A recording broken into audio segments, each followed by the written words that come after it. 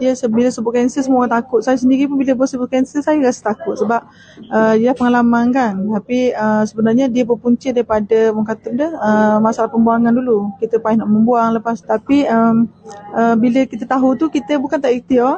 Cari macam-macam tempat lah kita pergi. Last kali memang kata terpaksa makan ubat lah.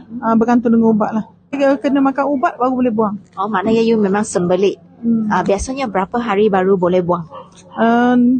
Kalau makan ubat 5 hari dah kena makan ubat. Kalau tak makan ubat seminggu, kadang-kadang 2 minggu, kadang-kadang sebulan pun ada. Bila dia check tu dia kata saya dah memang kena potong usus lah. Kena potong sebab dah makin teruk lah. Sebab saya jenis cancer rectum, bahagian pembuangan kena buang. Jadi bila sebut nak buang saya tanyalah doktor.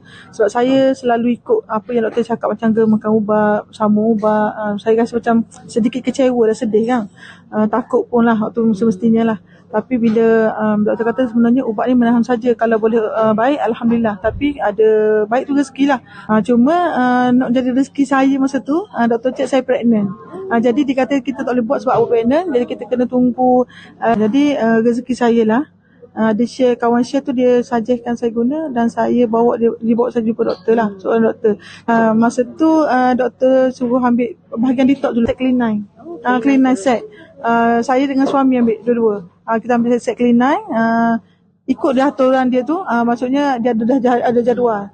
Dan masa saya ambil clean 9 tu 9 hari pun saya tak buang. Dan masa tu saya tanya doktor macam mana saya guna saya tak membuang pun, sedangkan saya kena guna ubat.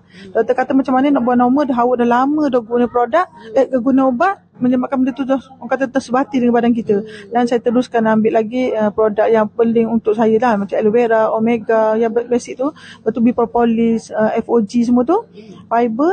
Hari yang ke-12 baru saya nak buang. Dan benda tu menjadi kesan yang teruk lah, sebab saya rasa takut macam mana nak membuang tu. Ambil masa 5 jam untuk ke tanda. Tapi lepas tu saya membuang secara normal sampai ke hari ni.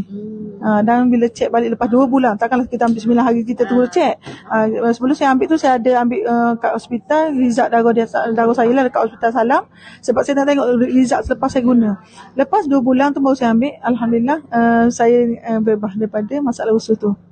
2 bulan saja you ikhtiar. Tapi betul-betul ikut, betul-betul ambil. Mula-mula sukat lah, lepas tu tak tahu sukat lah, pakai minum banyak lah. Aloe vera banyak minum lah. Tapi sekarang ni dah 11 tahun maintain je. 11 tahun sudah bebas daripada kanser.